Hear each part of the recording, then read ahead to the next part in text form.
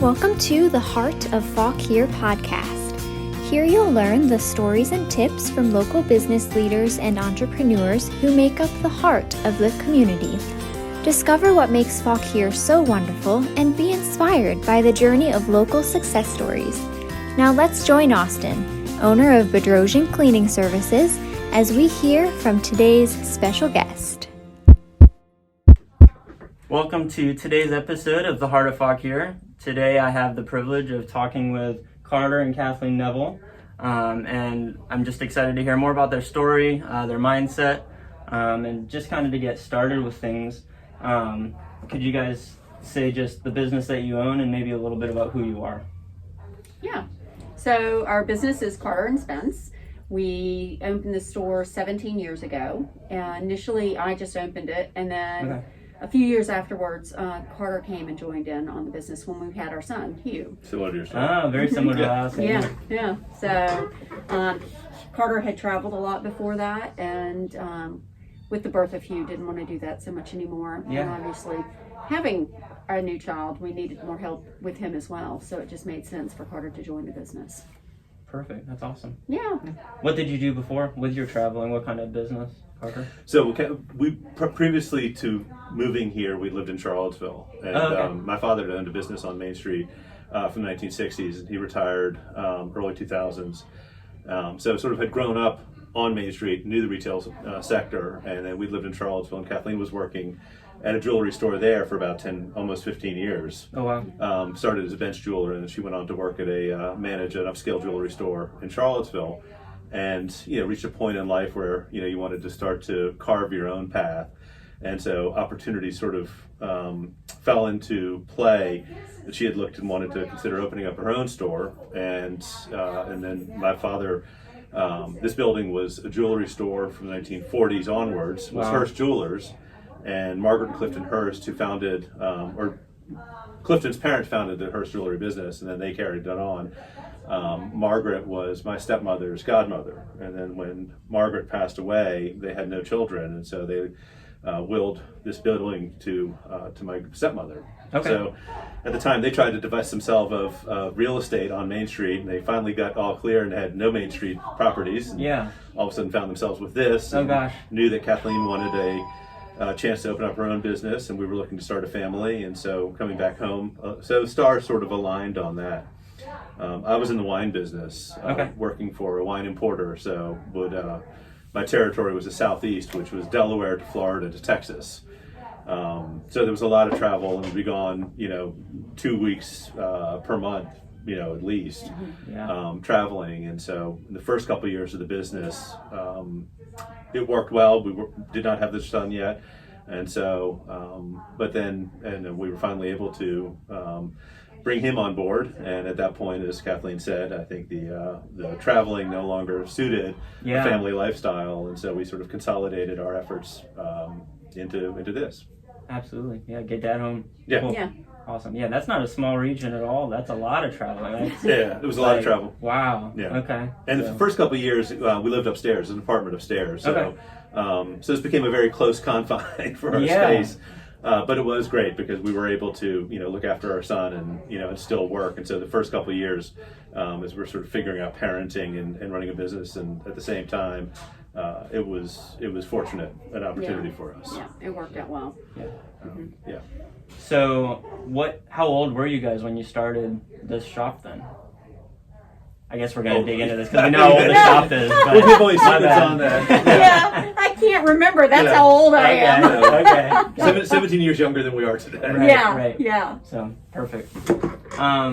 What made you, obviously you came from a family that owned businesses, right?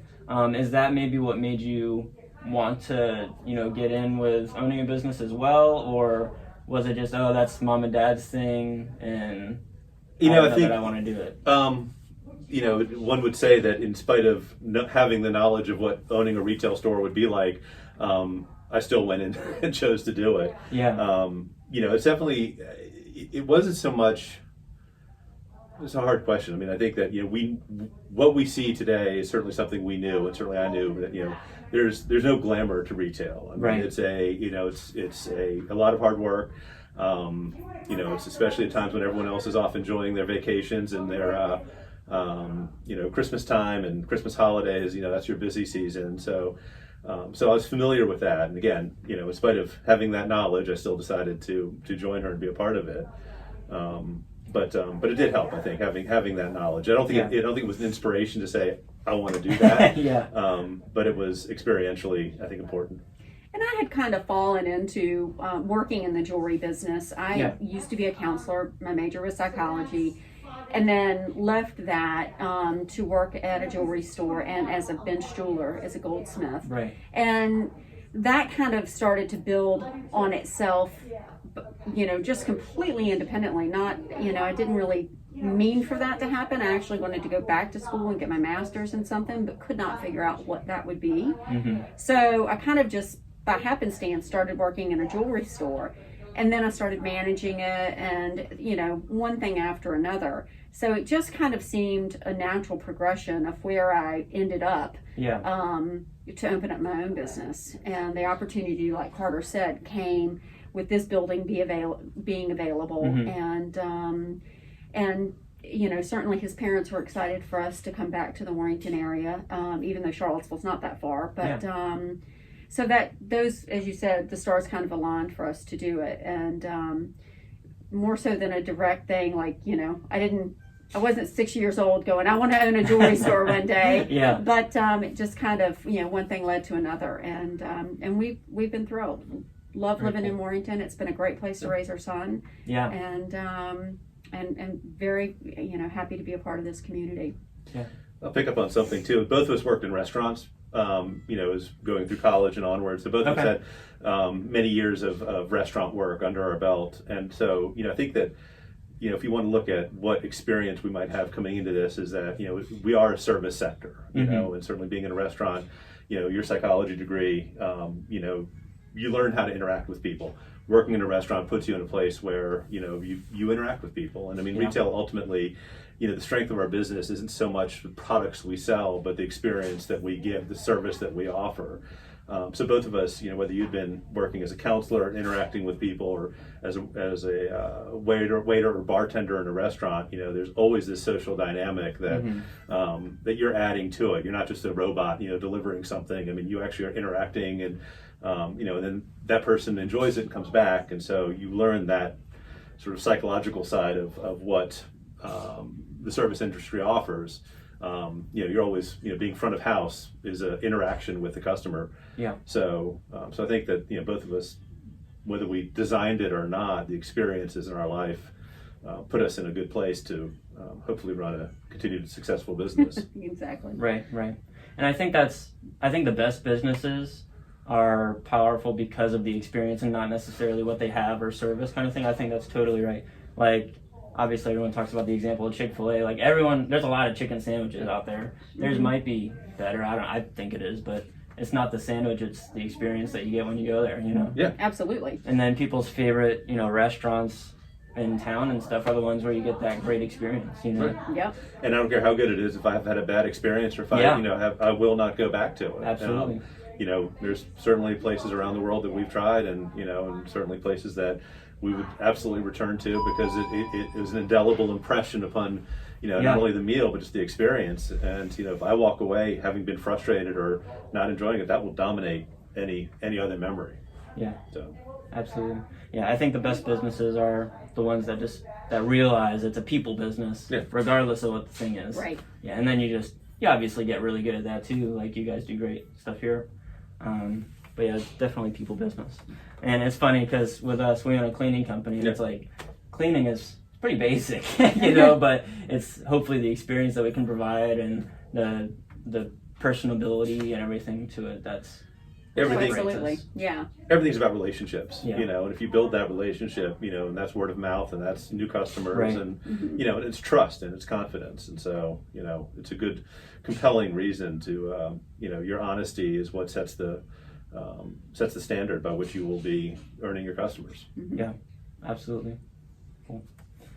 What would you say? I think it was right before we started recording, but what would you say has been your biggest struggle with you guys both owning the business, just your history of owning the shop, where have you hit the hardest struggle? I know we talked about 2008 was a really big turnaround for you guys. I'm not sure if this year was similar or if there's been other things, but do you mind sharing maybe some of the struggles you've had to overcome with owning the shop? I think it's certainly 2008, the financial aspect of owning your own business. And certainly when you join in forces, this is Carter and I both work here. Yeah. So when there is a downturn in the economy or there is a pandemic, There's no second income. There's no second No. income. So that definitely is happen. something, that makes it very difficult. I will say we are very lucky again in this community. I feel like so many people came out and supported us during the last year. Yeah. And that, just absolutely fills your heart and really makes you so thankful for the community in which you're working in and for the folks who support you, because people really did come out and just try to do whatever they could as safely as they could, albeit whether it was curbside delivery, calling me on the phone and having me ship things to people, coming in when and if they could to the store. So yes, this past year was definitely a struggle, but things like that made it just so amazing in a very weird way, but just a very thankful, blessed way. The beginning of last year with March, starting the pandemic, it also made us, it was definitely a struggle, but it made us look at things, how we do business, what we sell, what we do. It kind of made us take a step back, as I think it did a lot of people, and reevaluate who you are, what you want to be, what you want to do, and change a few things. I did a website, which we've always had a website, but I made one that you could actually shop from now. Okay. And that was definitely stepping myself out of the wheelbox because I am not technology savvy. So that was definitely a struggle. But that's done now. Not 100% perfect, but at least we have it. So those are the few things that I can think of right off the bat. Yeah. Being a small business, you have the advantage of agility. It takes a very wide arc for an oil tanker to make a turn. And we're kind of that small speedboat that when we have an effect like 2008 or particularly the pandemic, you have the ability to pivot, with greater ease, and I think, and hopefully greater grace. You don't have perhaps the depths of resources of statistical and data analysis to, calculate it out.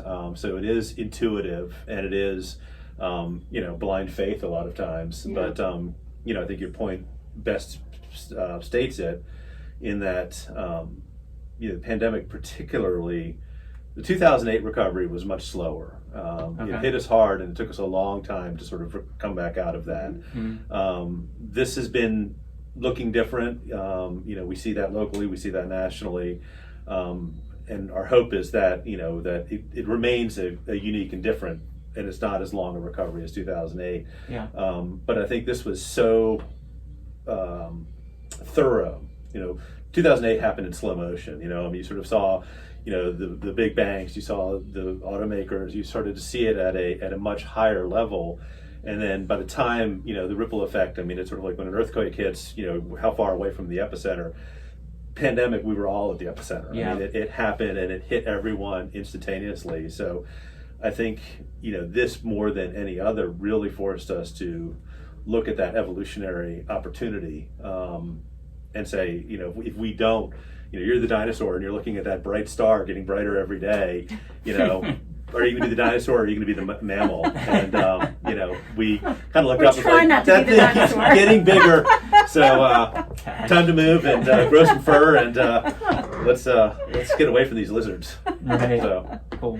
Yeah, I think this was different. Obviously I was really young with 2008, so I don't have the experience from it, but you saying, seeing it from the top down, it's almost like this one started from the bottom up. Yeah. Yeah. I think it affected the smaller people Yeah. harder and longer than anyone else. We were Absolutely. we were all in the same boat immediately. I think it was like, you looked around and it was, from whether being a parent, a grandparent, everyone got affected immediately. And I think maybe that's probably what helped generate, to your point about the community support. I think as it hit, you were all immediately looking at each other. And so community was the one thing that you had the opportunity to perhaps control and perhaps, steer you through it. The one thing they couldn't take away was, while you may not be interacting with people, your community still existed. And, absent these other distractions, I think everyone looked and was able to see, in spite of the most important thing we have is community.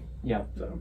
Yeah, and I think this community does do well with, supporting that local, the whole push to buy local and help local people out. Obviously, you can always do better, so I think that they'll keep improving, but overall, they've done a lot. Just with me talking to other people with these interviews, they've said exactly the same thing, just how they rallied together, even businesses together, just, working together to make it work, to get through it. You gotta survive through it. So, Absolutely. Yeah. Mm-hmm. Very cool. So, just to switch things around just a little bit here. So you are currently the mayor of Warrenton. Yes. And how long have you been in that position now? My election was 2018.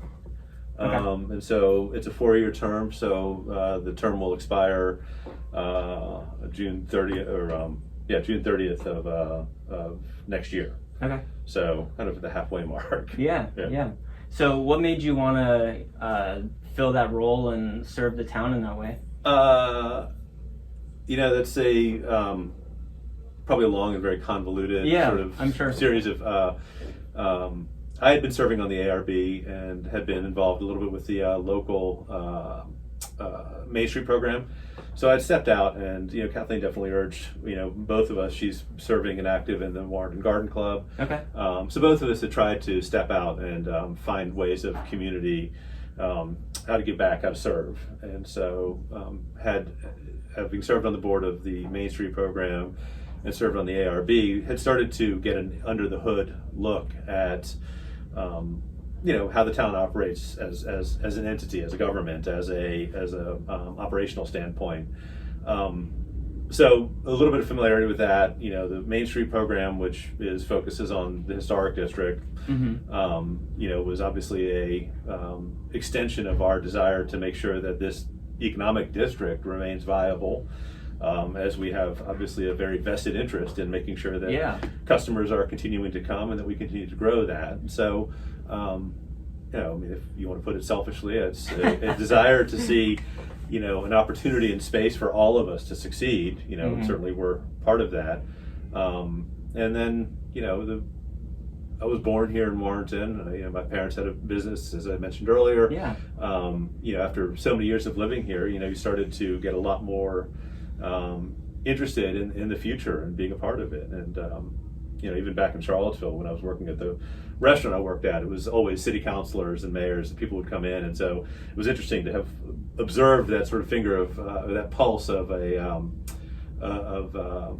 what makes a town, and considering community development and how things come into play to what the future is going to look like. So there's always been kind of a dabbling interest. And kind of held my nose in 2018 and said, all right, let's see if other people would be willing to entrust me to be a part of that. So Absolutely.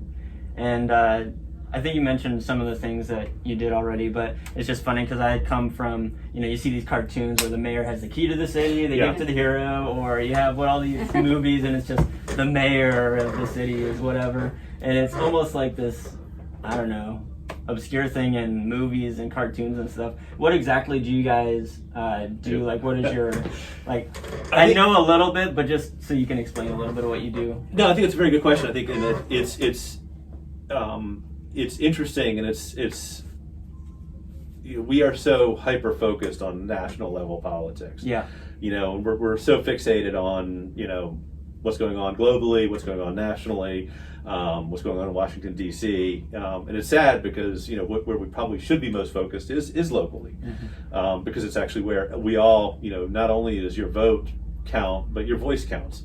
You're actually interacting with these people, and on a daily basis, you're really seeing. So if we can get concerned about immigration and what's going on the border of Texas, but its effects to here are limited, right.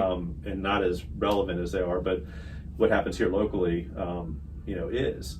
So that misunderstanding. So you have this image of what a mayor is, and then the state of Virginia, all but a few towns follow a council manager form of government. Okay. And so what that is that you have a town council that meets, and they determine and vote on policy decisions, and then you have a town manager whose day-to-day job is to execute that. So we're the board of directors, and then the town manager would be the CEO of the corporation. So or president.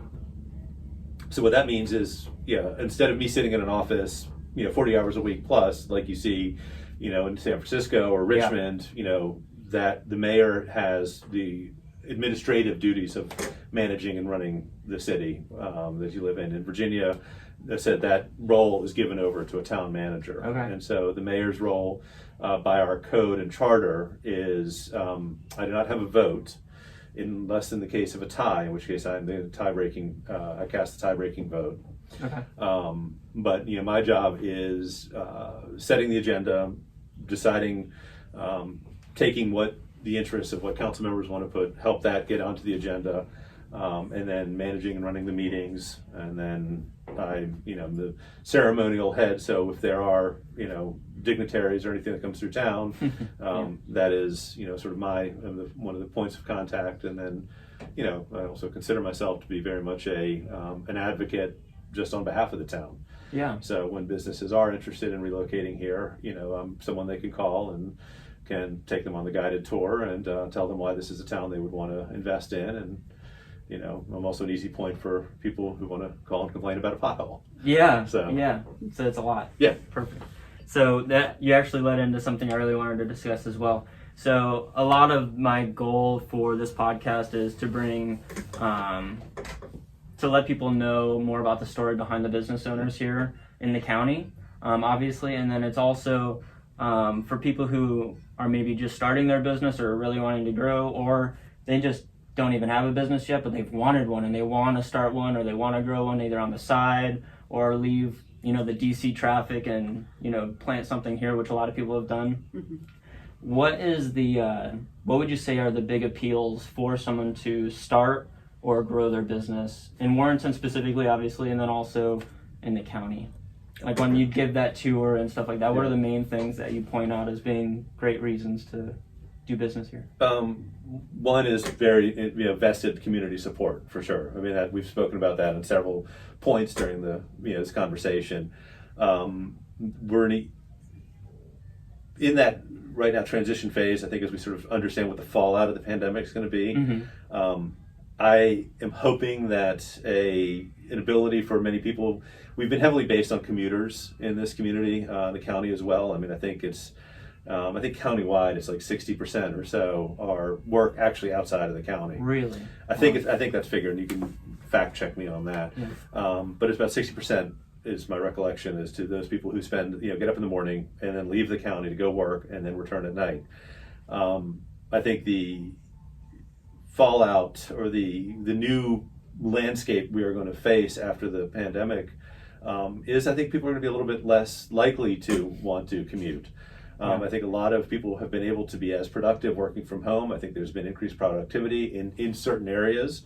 And as people are able to work from home, they now have more free time to spend locally. Yeah, so that makes sense. I think the opportunities that we will, I hope, emerge from this pandemic positions this county and this town as a very exciting place for someone to want to open up and do business for that reason. I mean, I think we have, if you look around in the town of Warrenton, I mean, the average lifespan of a new business, like 50% of businesses fail in 3 years, and another 50% fail in 5, and only about 5% of businesses last past 10 years. If you look around this town, you look around this county, the number of businesses that are over 10 years old is the vast majority. Right. We have new businesses coming, but we have businesses that succeed and stay for many, many, many years. You don't see a lot of businesses opening and closing here. So Right. There's a definite, that's definitely a good temperature to check and say that, we have if you open a business here, the likelihood of your business surviving past 10 years is high. Right. Which is, extraordinary. I mean, it's remarkable, really. So. Yeah, that's great. And yeah, I can definitely see that, Main Street kind of thing is a great example of what you're just saying with people that have been here for quite a long time and, done well. So Yeah. That's great. That's right. I think we said, we have communities who've lost a lot of businesses or businesses have closed. I think we've I think we have actually probably opened more businesses than we've lost in this whole Right. So, yeah. So. They're going to be okay or anyway. She'll go through it a different way, I guess. So I think you also mentioned this a little bit, just to elaborate a little bit more on it though. You said you had a really vested interest being in local politics because you have a business. Yeah.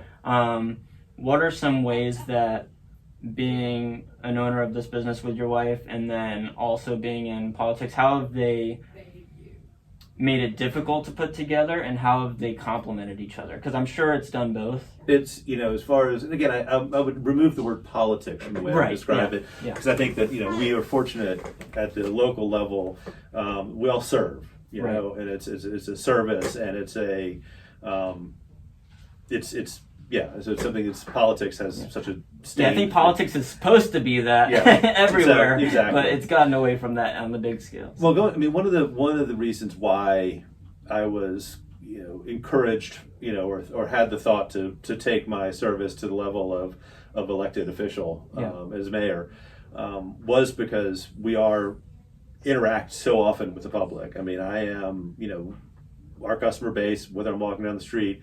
I spend every day basically, and again, I understand that Old Town does not represent or reflect the whole of the community, but with each iteration, the theory of chaos, the smaller will still look like the larger version, which will still look like so there's what you see on the very, very microscopic scale is reiterated at different levels of so what I see here, I can infer from it is somewhat similar to other areas of business within the town and the county. So it just was, as I said, I've been living it, breathing it, interacting with people, going back to our experience as bartenders. You spend a lot of time, listening. I think one of the ways you succeed in business is to listen, to hear your customers, to allow them to help shape the way that your vision for your business goes. And so, as we've adapted as a business, it's based upon us reflecting what we hear from customers. And so that's very similar to the same way that one as an elected official should be approaching the position. So not only when people come in and we talk and interact with them, whether they're been living here for their whole lives, whether they're brand new here or whether they're just passing through, it's you get a sense, a much more fleshed out vision of what this community's like. So, I think it's hard to really point out, but being here, speaking to people, made me understand, I think, a little bit of what people want, and so it's a natural same thing I put into the business, the same thing I put in. So they overlap pretty well. It's a pretty nice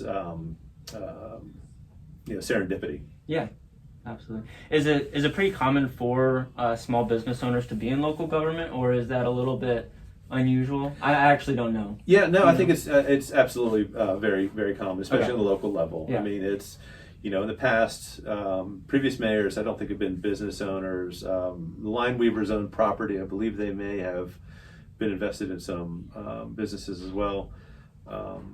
But it's in my travels with VML, Virginia Municipal League, and meeting with other mayors and town councilors, they come from all walks of life. Yeah. So you're more likely, I think, on the local level to find the ability to, since I don't need to be in that office in town hall, 7 days a week for 40 hours, whatever, 8 hours a day, I can run this and do both. And so I think at the local level, you find a lot more, people who are business owners and, it's interesting, and it's nice to know that accessibility to serving the public doesn't require a specialty of field, that it really is truly democratic. Right. So, you mentioned earlier how it's your role when people come in, either as visitors or as people who want to maybe put their business here and help the community. You're kind of like an advocate for them and like show them around and everything like that. And then you've also said you were on Main Street. What's it called again? The group. It's Experience Old Town Warrenton. Oh, okay. Is that what it was? Virginia Main Street program, or the Got national. it. Got it. So I know there's that, and then there's also a lot of other organizations here locally that kind of represent the community. They represent. Do you need me to pause? No. Okay. So there's a lot of organizations that represent the community and businesses and stuff like that in the area. How would you like to see, just out of curiosity, like how would you like to see those organizations, and also obviously the one you're already with, local government, be more advocates for the community, for businesses, for like just representing and building it up? Like, is there, I know they do a lot already, but like what's kind of your vision for I think mostly how they do it? Working together. I think all organizations have sometimes competing, not goals. I mean, the goal we all share is relatively the same, but you're slightly different. So there's proprietary, I think, differences between what one organization wants to do and what another. Yeah, absolutely. Good example would be the Chamber of Commerce versus the Main Street program. Okay. Both of them have an interest to advance the economic capacity of the community, different means by which they're focusing on. But I think there's a lot of duplication of effort in what you're doing, and you get into that proprietary, one organization and one the one vision, and they have their meetings and another has theirs. Hopefully, with new leadership within some of these organizations, they start to work more collaboratively. Okay. They don't have to rely. I mean, I think since their goals, where their efforts are, can they join forces in some cases to work better, so that we're not having we have 10 people doing 10% of the work, but if we have 10% of the people able to do 90% through collaborative effort, we get more done. Yeah. So I think it's heading in that way. I think we're starting to see, there's new leadership at the Chamber of Commerce, and I think that the understanding that if we combine, and again, not combine efforts, but share resources, or at least communicate better, and put pieces together in place, we'll get a lot more done. Because as I said, I just feel like if one's trying to advertise a little bit and the other's trying to advertise a little bit, we're just getting a little bit of advertising. But if we sort of combine efforts, maybe we can get more solid, more consistent campaigns. That's working with the county economic development and others. There's certainly other organizations, whether it be Warrenton or the Rotary and others, that are all basically in churches. And I mean, there's so many groups around here whose goal is to make sure that we have, that our community is well fed, that our community is healthy, that our economy is able to grow, and we're better off, I think, than most communities in the fact that we do have that level of cooperation and collaboration already existing. And that's with also through guidance of groups like Path Foundation and Northern Community Piedmont Foundation, or Northern Piedmont Community Foundation. So there's some good nonprofit guidance to make sure that we aren't all just spinning our wheels.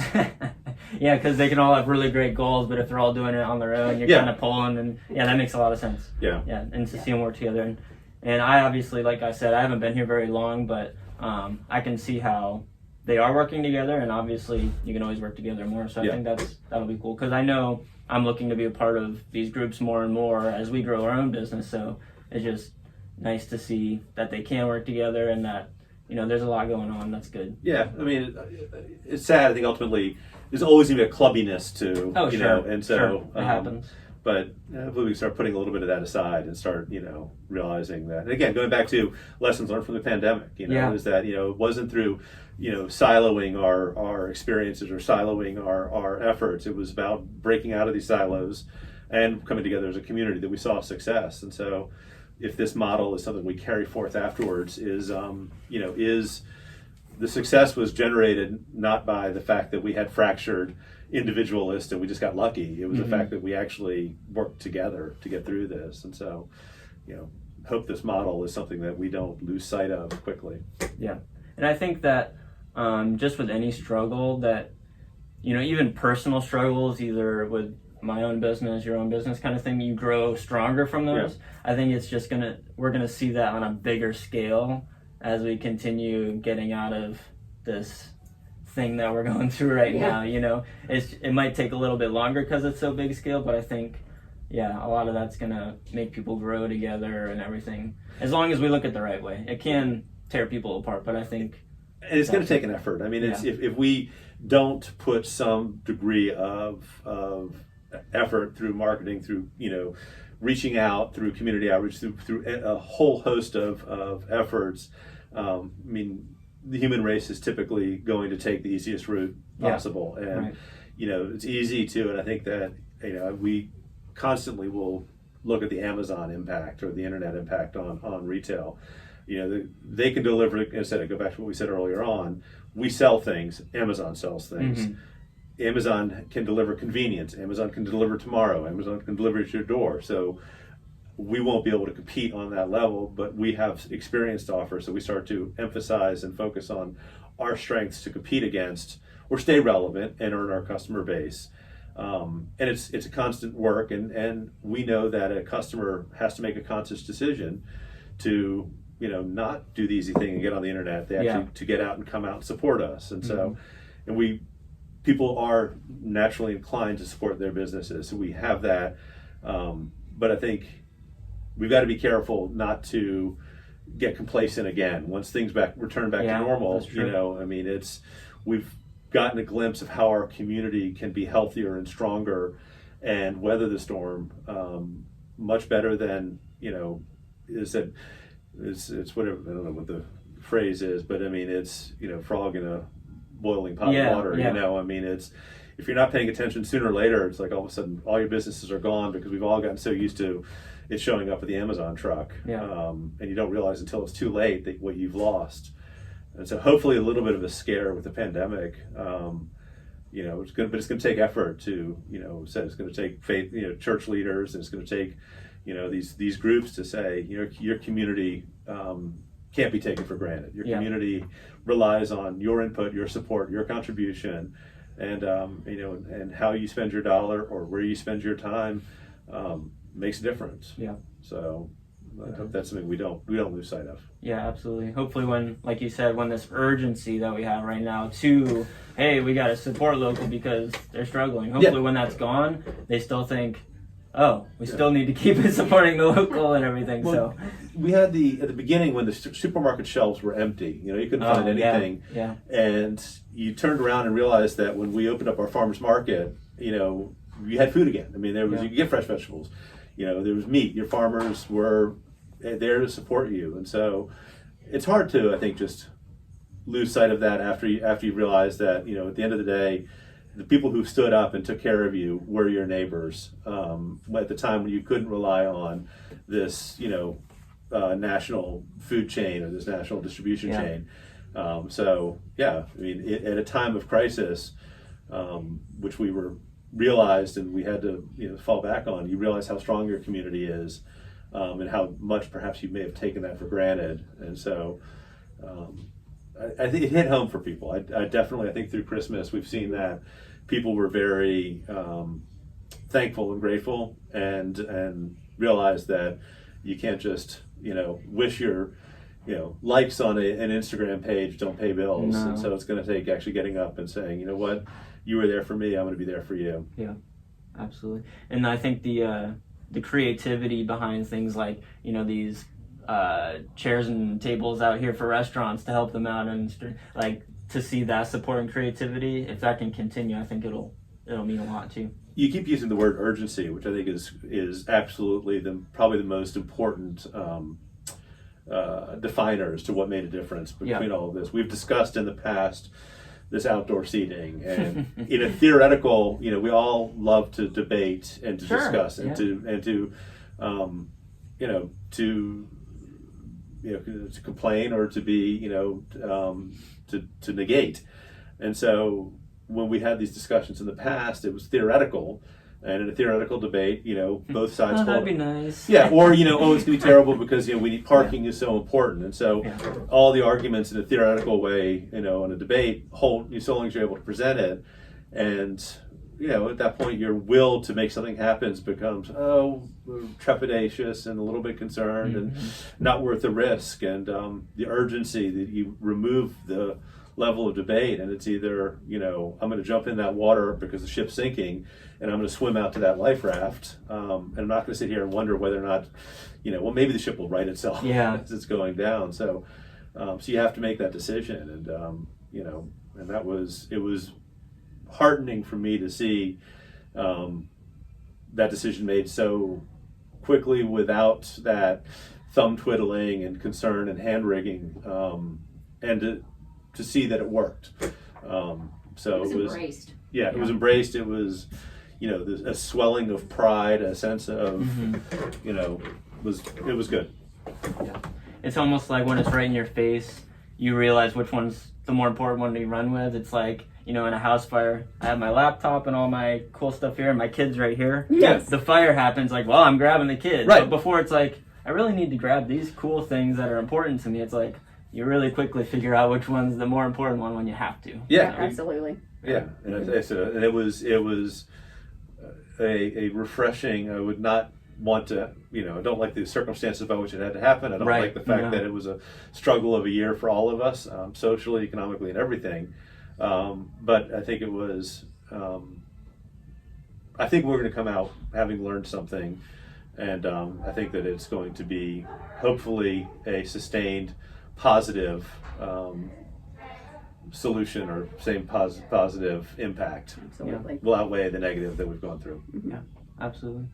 Well, thank you so much for your time. You've been very generous with sitting down with me and talking. Before we end, though, I do want to make sure you guys can get a plug in, because it is, Valentine's is coming up in a week. So Yes, it is. We got to let people know what you guys do. Yeah. So obviously you have jewelry and stuff like that. What kind of cool things do you have that people could take advantage of? I know you also do repairs, right? Yeah. You guys do a lot of stuff here. So we kind of run the gamut of being a full service jewelry store. We do pearl restringing, watch repair, jewelry repair.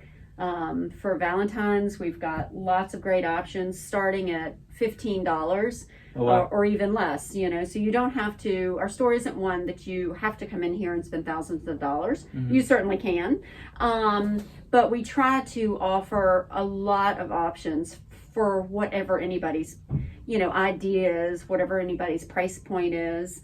We're going to offer, for if you get any of our champagne flutes, for Valentine's Day, we're giving away a free bottle of Prosecco from the Town Duck. Okay. So we're just trying to, promote their business, our business, and hopefully have some fun, cool things for people to give for Valentine's Day. Yeah, it's an eclectic collection. So, it's started off going back to sort of historically, sort of the vision. Traditionally, jewelry stores carried gifts as well. If you think about Tiffany's, and it was you had fine jewelry, but they also carried usually things that were considered for wedding gifts and anniversaries and so on and so forth. And Hearst Jewelers, which existed here, had fine jewelry. It was the fine jewelry store in town, but they also carried a lot of what would be typically, as I said, wedding gifts, baby gifts, and etc. So it had always been a combination jewelry and gift store. So when Kathleen opened, she really wanted to do something a little bit different and not just do jewelry, where she had been. So wanted to kind of recreate that classic sense of what a jewelry store would be. Yeah. And it's evolved, and so we've grown it. We have items for men, from grooming, beard oils. There you go. Yeah, exactly. Yep. And some men's gifts and puzzles and games, and as we try to reflect the different trends of what people will want for their home, and so it's a good, it's an eclectic mix. But yeah, so you don't have to come in here if you want to spend $10,000 on a ring. We'd be happy to sell that to you. To it, yeah. But if you want to buy a $20 candle, we can help you out with that as well. Yeah. And so for hostess gifts, we sort of have something for everyone. That's great. So awesome.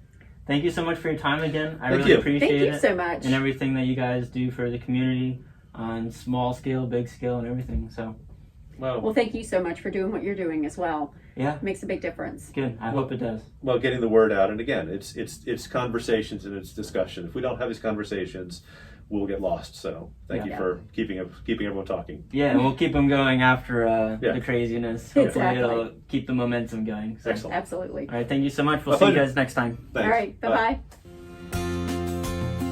Thank you for joining us for today's episode of The Heart of Fauquier. If you loved joining us today, give this podcast a great review and subscribe to keep up with new episodes.